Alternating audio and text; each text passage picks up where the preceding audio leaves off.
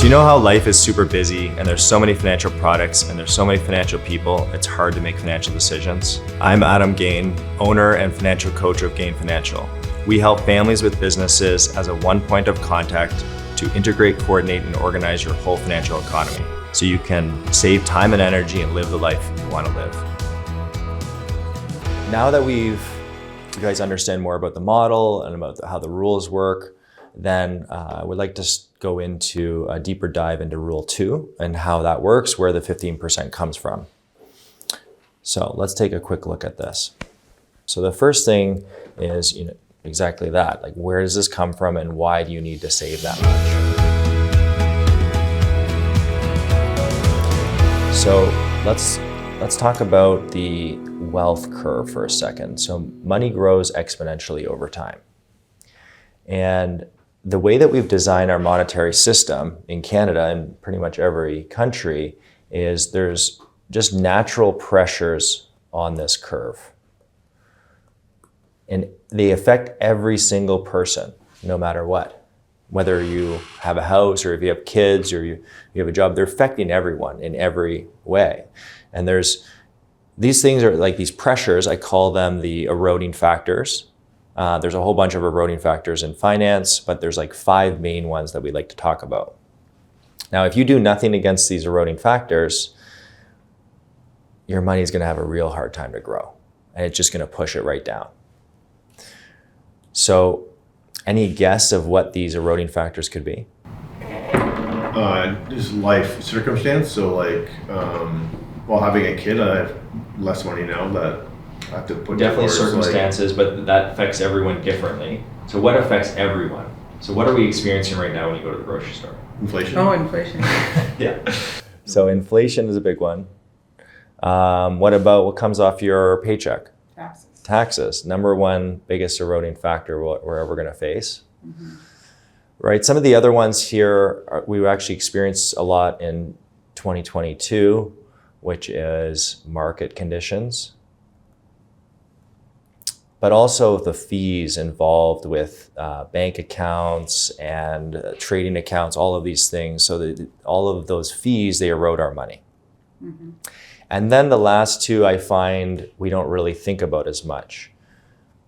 And this one is technology change.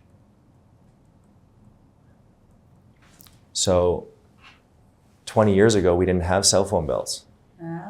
Right? So what future technology is going to come out that everyone is going to need to live a normal life, mm-hmm. and it's going to take your dollars, mm-hmm. right? It's changing exponentially right now. And, there's things that are coming out that are making our money more efficient. We thought Netflix was going to save us money from our cable bill. Well, now we have 10 different subscriptions. Mm-hmm. So it's costing us more, yeah. And it's taking more of our money because we want more. And then another big one is called planned obsolescence. What's that? Yes. So planned obsolescence. Businesses are getting really smart with how they get your money. So there's 4 main rules of a business. The first rule is they want your money. The second rule is they want it systematically. So if I design a product to last forever, I get your money once.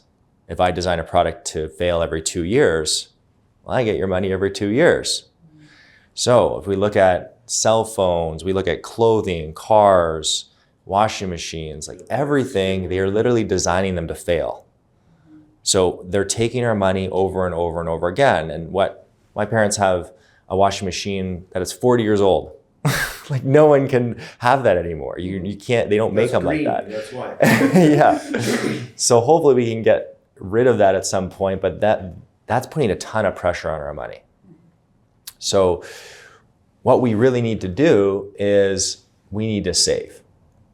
And that's important to push back. And that's how we can push back against these eroding factors.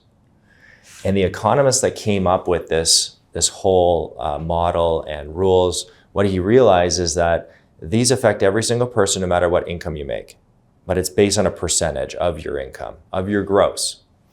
So you need to save at least 3% for taxes, 3% for inflation, 3% for markets and fees, 3% for technology change, and 3% for planned obsolescence. And that's where the 15% comes from. Now, this was all designed for someone with a home and kids. So what we say is, if you have a home and you don't have kids, or if you have one of those, then you should be saving 20%.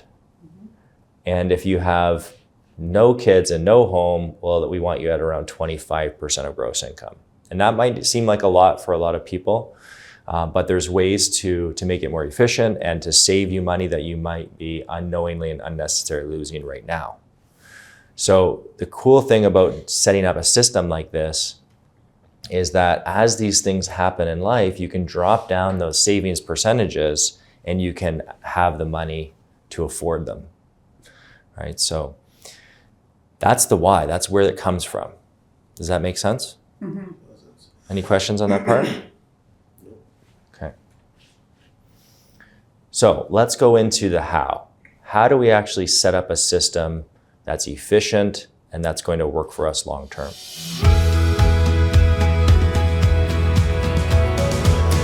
So the first thing that you want to make sure that you're doing, and I think most people know this, is you have to pay yourself first.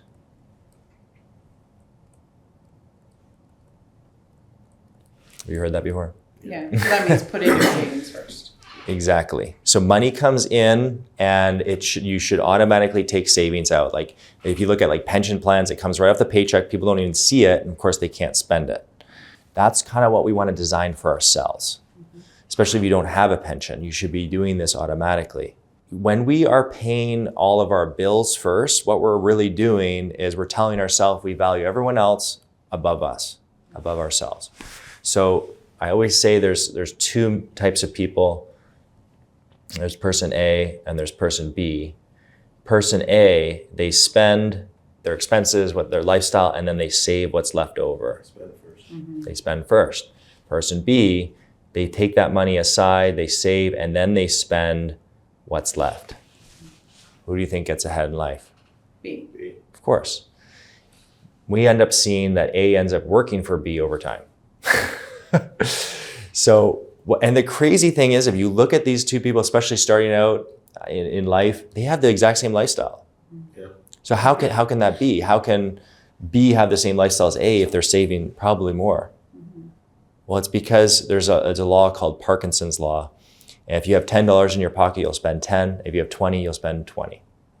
It's a normal human factor. Some people are actually the opposite of that, where they'll actually save too much. I have a few clients like that. But we need to make sure that we're putting a certain amount aside, and that's for us. The second thing that we need to make sure we're doing is we have a separate bank account.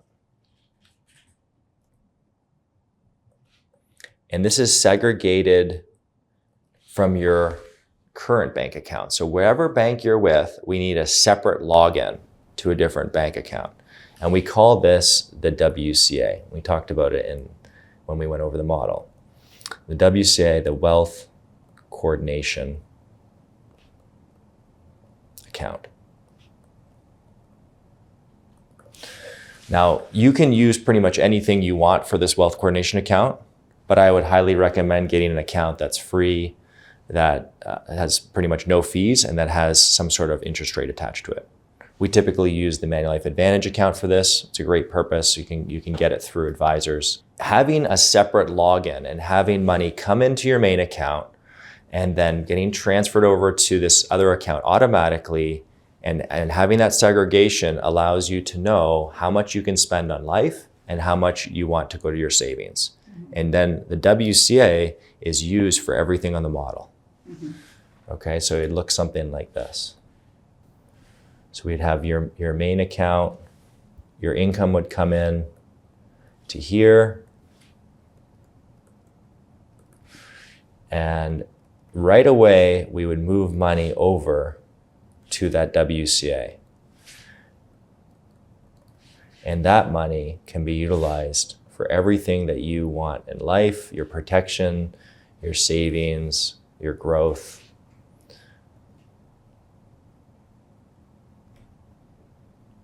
This can be part of your liquidity and get you everything you want in life. And that we use that for down payments of houses if you don't have a house yet, all of that. So the cool thing is that's all I do for budgeting. Whatever's left in your main account, that's your budget. Right. Don't spend over that budget. And what I like to do as well for a lot of clients is we set up a secondary account here under your main bank, and we call it your fun account. So as there's accumulation, if there's accumulation in the main account, I'll call it the lifestyle, then we can move money into the fund. And that's for the bigger things, the traveling, or if you want something extra, it typically comes from that account. Now, do you help with budgeting for a lifestyle so that you don't overspend?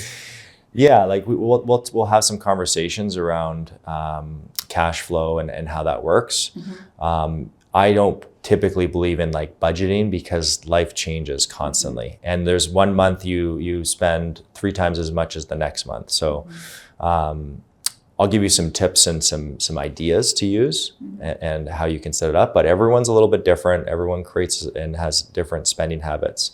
So if I can see that those are going to be affecting your dreams and what you ideally want, then I'll bring them up. If you can be diligent to spend what's there in that lifestyle account, you're going to be great. You're going to do well because you already have money going over here and it's automated.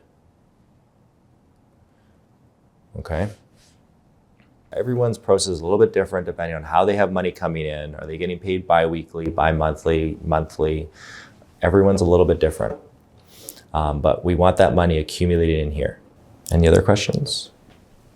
No, it makes sense. Thanks a lot for watching that video. Check out some of our other videos. Subscribe to our channel. Feel free to reach out anytime. We're looking to work with great people long term.